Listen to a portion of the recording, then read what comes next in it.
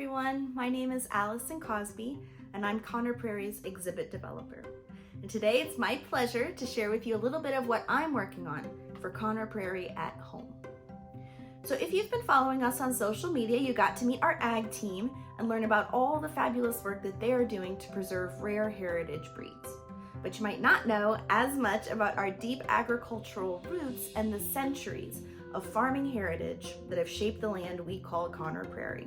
So today I'm going to share with you just a little bit of that history. It's the story of our founder, Eli Lilly, and his Conner Prairie farms.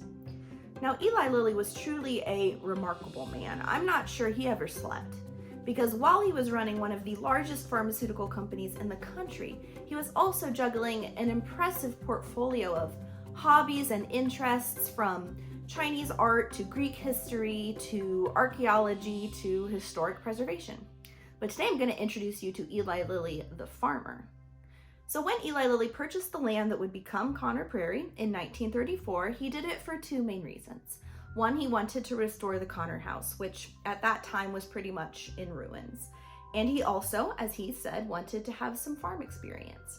But he didn't want to grow crops and sell them for a profit like most other farmers in the area did. He wanted to have a show farm, a home for prize-winning livestock. Now, running a show farm is really a wealthy person's pursuit, but Eli Lilly was a wealthy person, so he was able to bring these really top-notch livestock animals from around the country to Conner Prairie farms. And his farm manager, Vern Fisher, was an excellent judge of livestock, so those two made a really good team in that way. And Lilly believed that these fine animals should be housed in equally fine buildings. And thankfully, he had the resources to create those at Conner Prairie Farms as well. Now, this painting is one of my favorite pieces in the collection. I think it's just beautiful. And it shows that state-of-the-art complex of barns that Lilly had built at Conner Prairie Farms.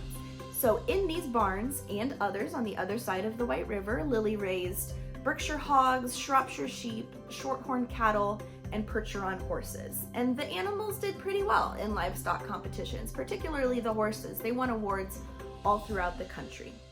And Lilly actually had the funds to get animals, champion animals from outside the country and bring them to Conner Prairie Farms, like this portly Scottish fellow named Cruggleton Prince Desmond.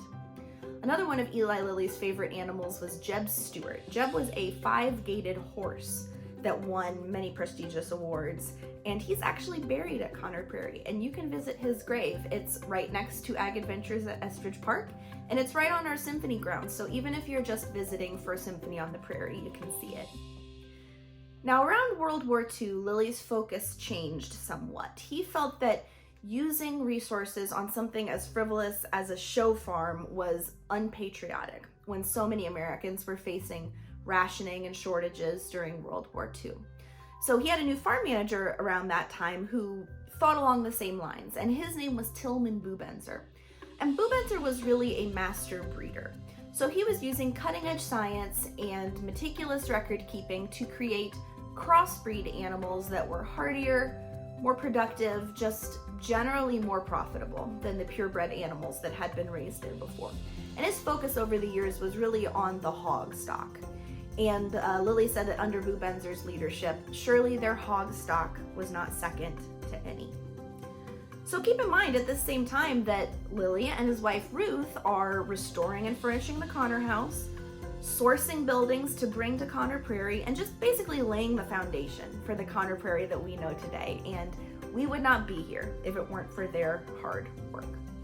So now that you know a little bit of the history, next time you visit, see if you can spot some of those clues and artifacts from Conner Prairie's farming days that are all throughout the grounds. So I hope you enjoyed this video, and stay tuned for more great stuff from Conner Prairie at home.